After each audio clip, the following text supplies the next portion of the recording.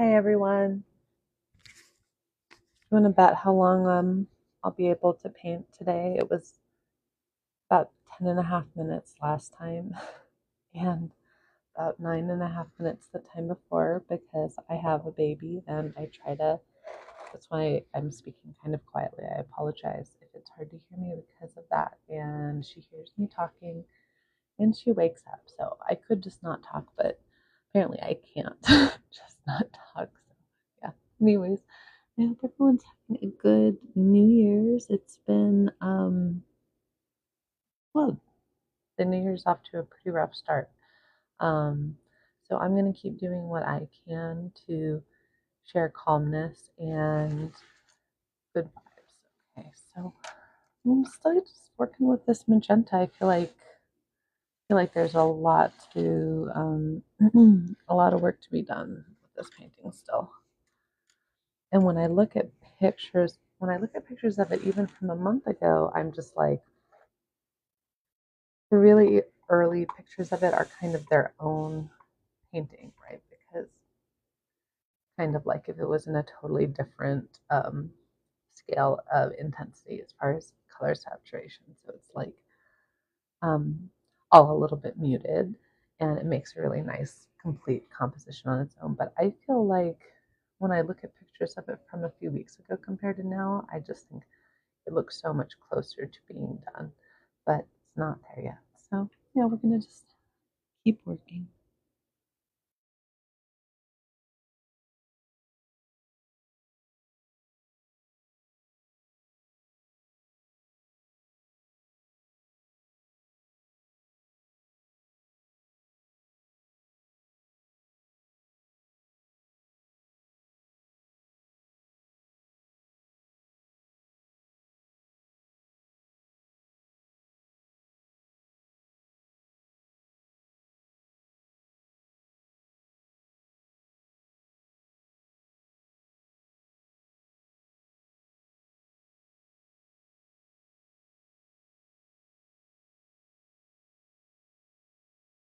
I talk about my grandma a lot because she taught me to paint, and some of the brushes I have were her brushes, although not the watercolor ones so much because she worked in oil. But anyways, this brush was actually one of my grandpa's. He didn't do this kind of painting, but he did a lot of like furniture and like woodwork kind of stuff. And my grandma gave me these detail brushes of his. So nice to put those to good use. Let's drop in some darker blue. I really want to like work on this blue section in here, I think, today. No matter how fast I try to work, it's not going to be fast. It's probably just going to be this section today, and that'll probably take, if I have enough time to work on it, a half hour, an hour.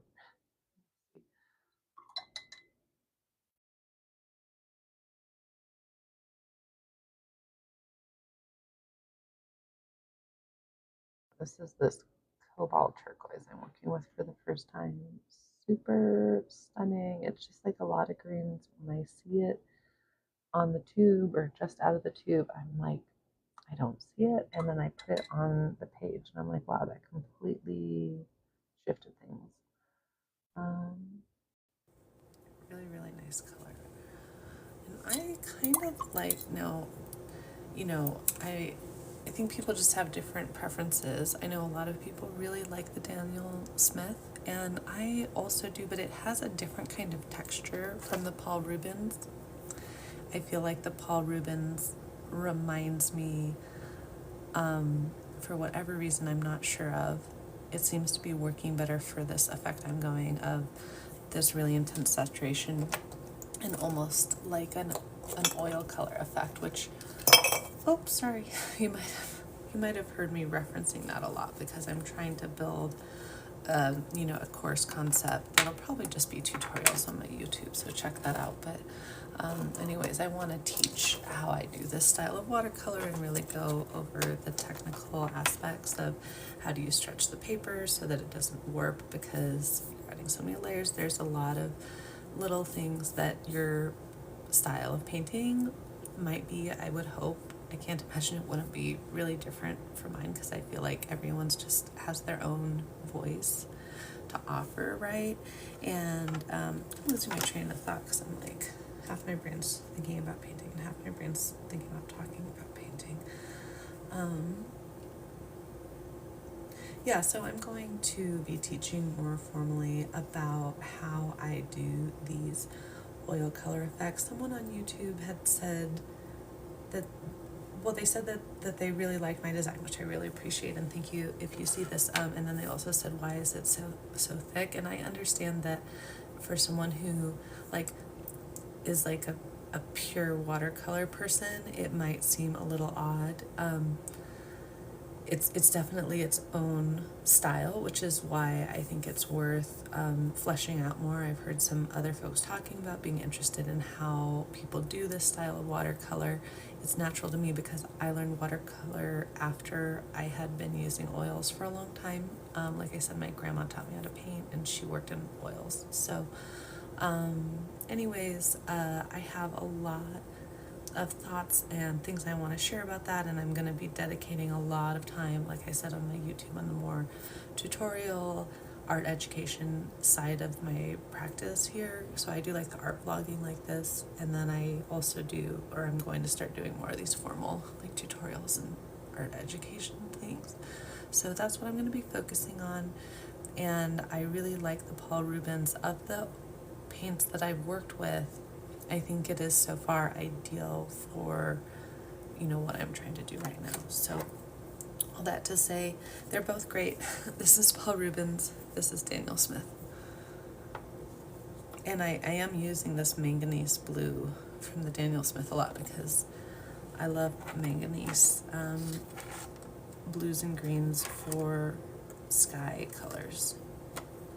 And then I also have this manganese blue Nova. I think that's the one I've actually been using though, because I think I had trouble opening the Daniel Smith. Some of these are like 12, 15 years old.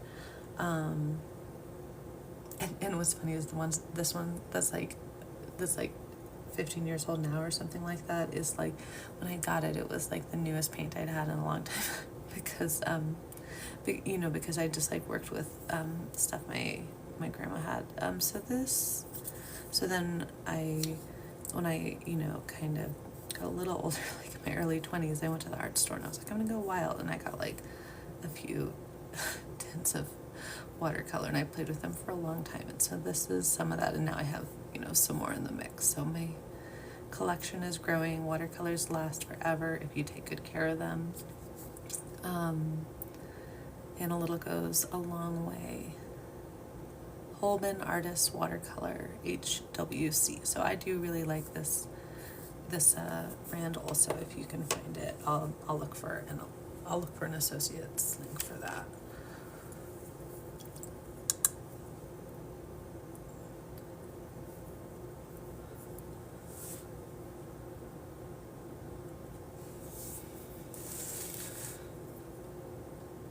Oh, wow! I accidentally just dropped a lot of. Well, I think it looks really nice, so that's good because there's really nothing I can do about that now. That's like such an intense blue. In fact, why don't...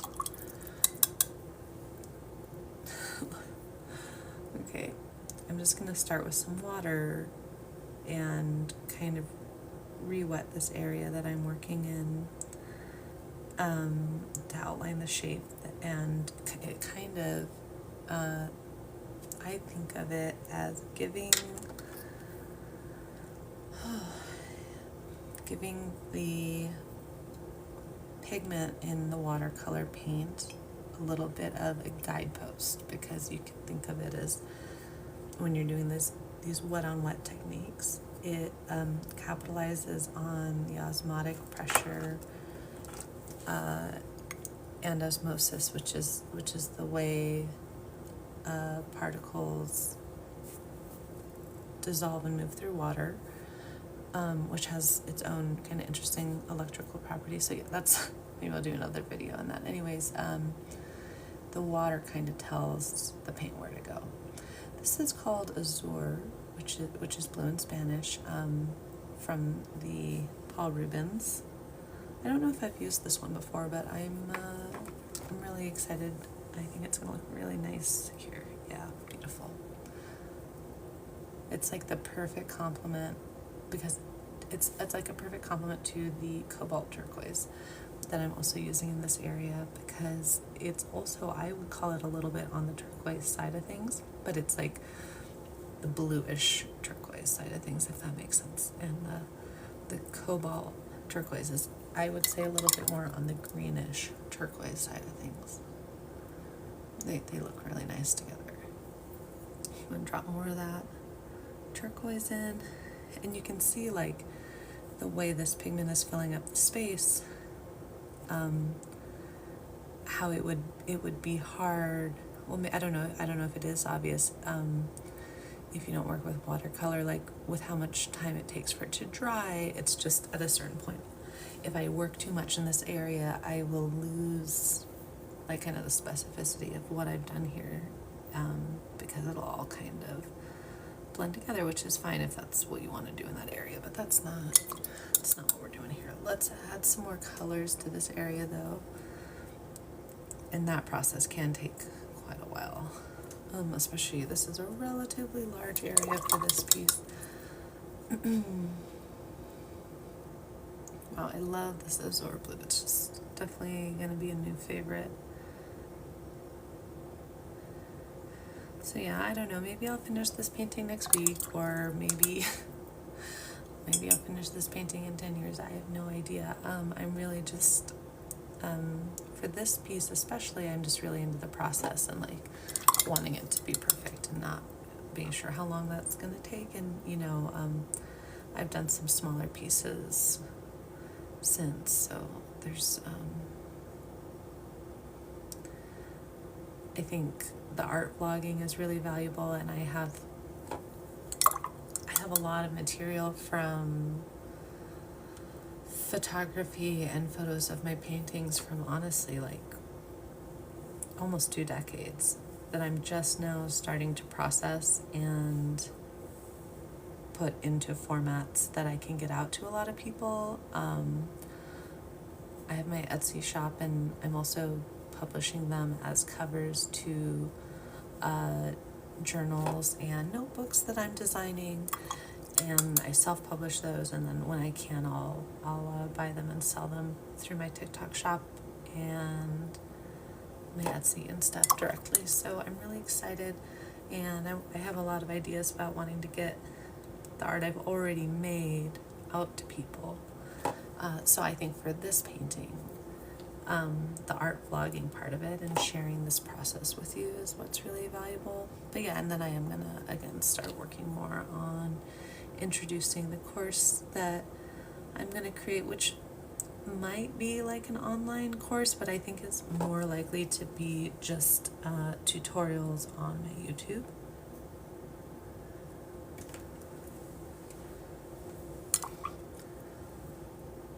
I would like to do my own website. I started working on that, but I decided it's a big investment for right now, but maybe in the next year I think I'd like to start doing that. I think by the next year I'd like to have my own website started up. I think that's a good goal.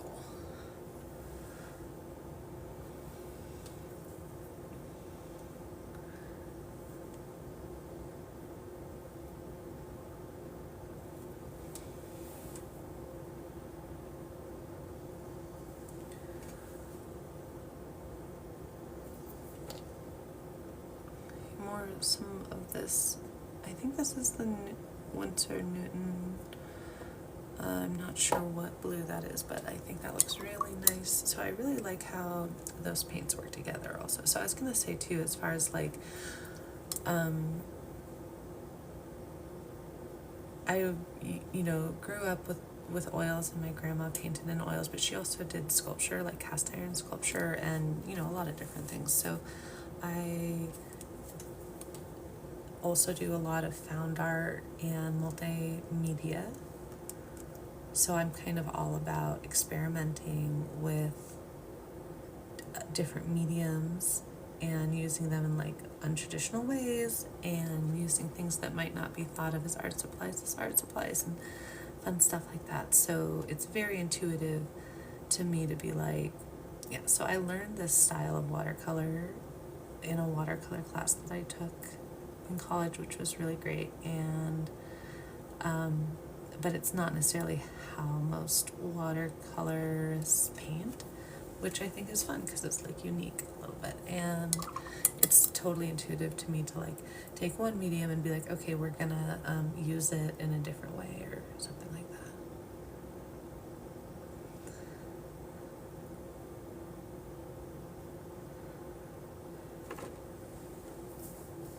And I think there's a lot to like the conversation of like, okay, so if we're gonna say that it's, if my whole thesis is like I'm trying to teach you how to paint watercolor like oil, it's an analogy. Obviously it's not, you know, like gonna be literally like oil because it's still a different medium, but we're gonna be talking about how it can be used to create the same effects. And then of course we're going to talk about how they're different. So I really think the name is just an invitation to a conversation about all of that. I'm so glad I took a little break, because now that I'm back, I feel like I think you guys might also be sensing that I've been thinking a lot about it. And sometimes it's good to take a little break. And yeah, I feel like I needed that with this painting. I'd been working on it really hard and really focused, which is great, but sometimes you have to step away for a minute just to get a fresh look at what you're working on.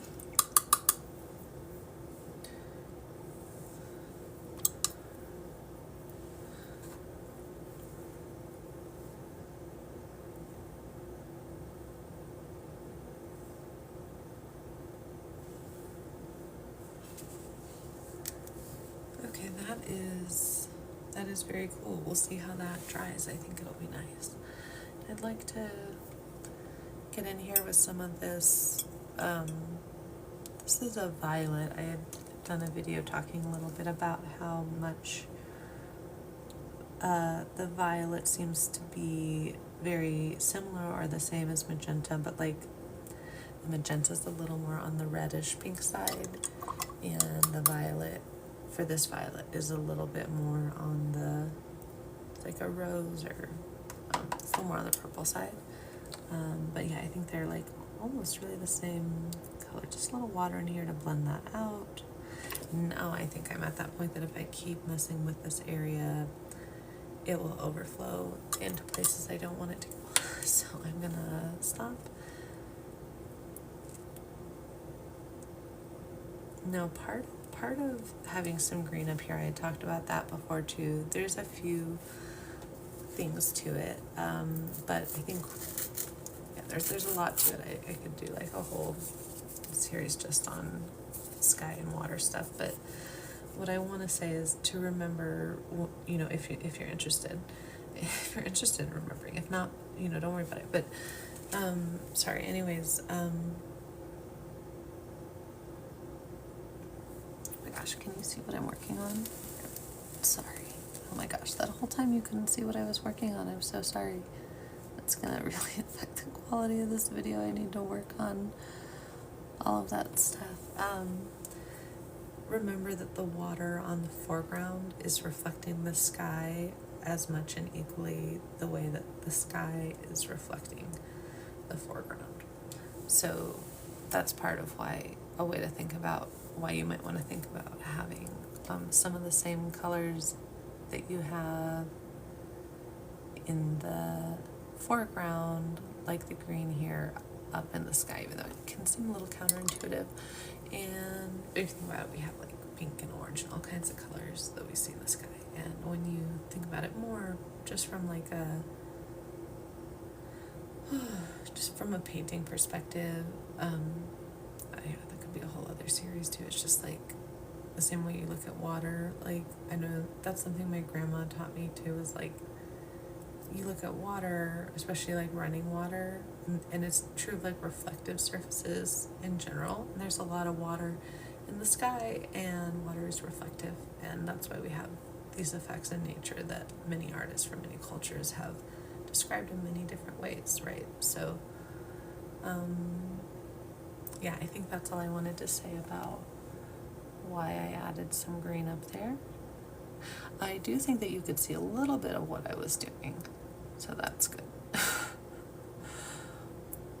I think I'm going to do a little in this area now. Double check that you can see where I'm working before I start. We go, welcome if you're just arriving. I don't think I can really tell how many people are in the room until I'm done. Excuse me. Oh good, I remembered to turn on the microphone. Oh.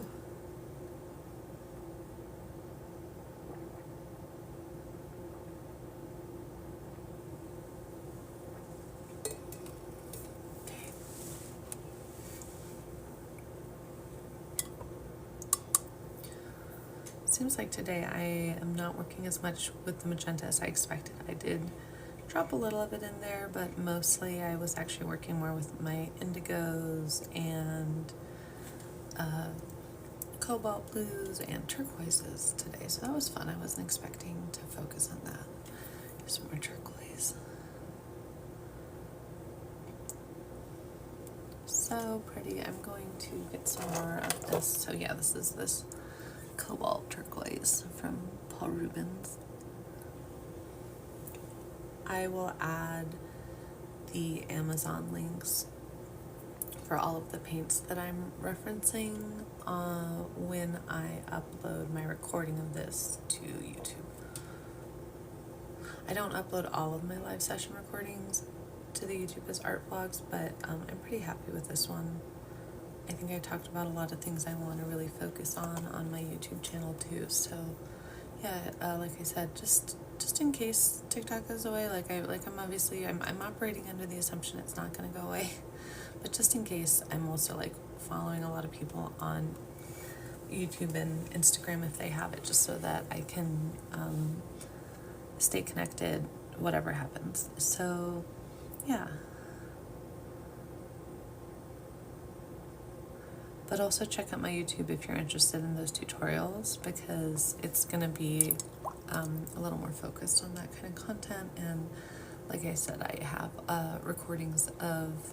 selected recordings of the live streams that I'm happy with up there.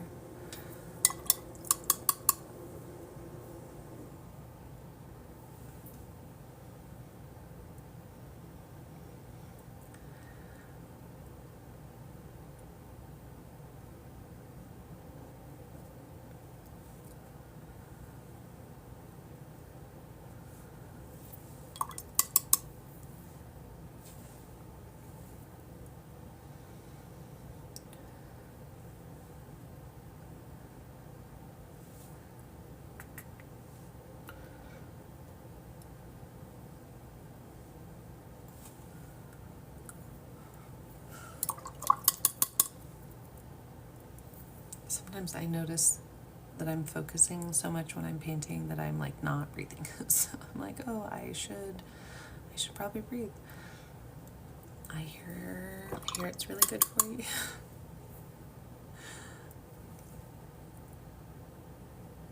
No, it is. It's so important, and I do. I used to teach a lot of, and I still practice a lot of pranayama, breath meditation.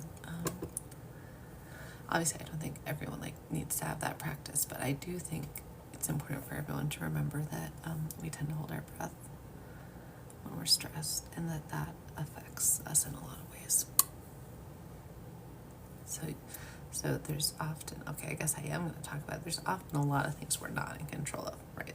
A lot of things, but usually, can I take a deeper breath now is something we are. And maybe that's why I personally really don't like it when people are like, take a deep breath, because I think it's really condescending and controlling. But but me talking about my experience, and I think that's part of why I don't like being told what to do with my breath, because I think it's really empowering to be like, especially if someone's trying to antagonize you, like sometimes people do, be like, you want me to feel stressed, and I do feel stressed, but I can still take a deep breath. You can't stop me from taking a deep breath. You can't stop me from smiling. You can't stop me from enjoying my life, even though, even though apparently a lot of people just want to let people to suffer. So hopefully we get through that little phase of humanity. Okay. I'm rooting for us. Oof, gosh, okay. I am a little tired. I think I do want to do a couple more things though. So this is kind of in this stage where it's semi-dry, which means that if I go in with some water to fill in this area now, it won't do exactly what it would have done if I'd done it initially, which is just kind of blend the whole area into a single area. But it will pull some of that pigment from these wet areas in there because it's not completely dry. So I think that's going to be an interesting effect, and that's why I wanted to share a little about what I was going to do before I did it. And I shouldn't have trimmed my canvas because I actually... So I do this canvas turning for a couple of reasons. One is that it helps. It's a tool for composition. Like when I turned it just now, I noticed this diagonal line here that I hadn't seen before. And also it helps me with the angle of the brush to get exactly what I'm trying to do done. So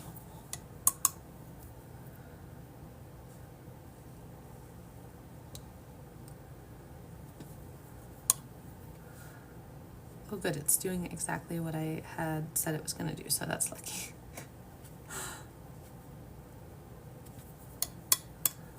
I'm going to drop a little more pigment, a little more water in there now. I think I said that because this area is so high pigment, I want to kind of stretch it out a little, if that makes sense. Yeah. I mean, I feel like I'm really seeing these different paints I'm working with, like I said, these different sets from different art supply makers. They have different like textures and properties, and it's so interesting to see them mixing together because I feel like I'm starting to see those properties, like them separating out. I can almost tell which pigment it is as much by the pattern that it makes as it starts to dry on the paper as I can by the color itself or the hue itself, if that makes sense. So that's really interesting. I think I'm going to do the same thing right here. It's always when you're like, I'm just going to do a short video and I'm going to get off soon, that you're like, or I'm going to paint for another like hour or two.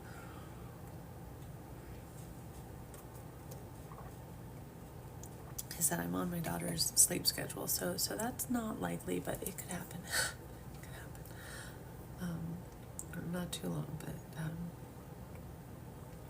yeah, I might get a good 2-hour painting session in one day.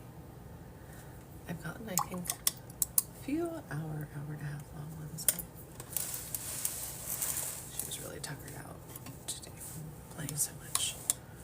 So maybe.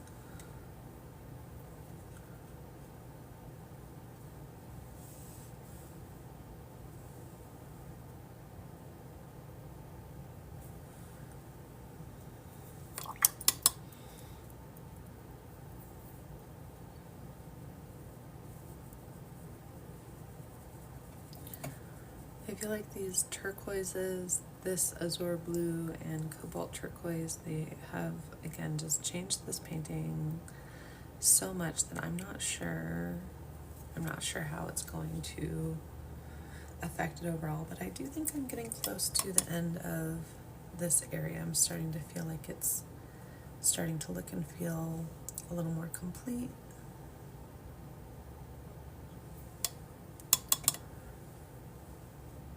I've added some deep areas. I still have a lot of negative space where there is not so much saturation of the hue or the pigmentation.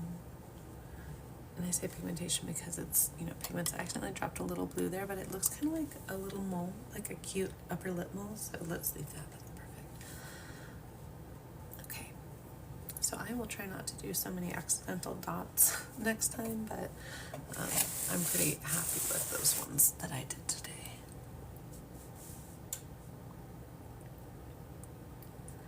I am going to head out. Thank you, everyone. Sorry, I was at a weird angle looking at the screen.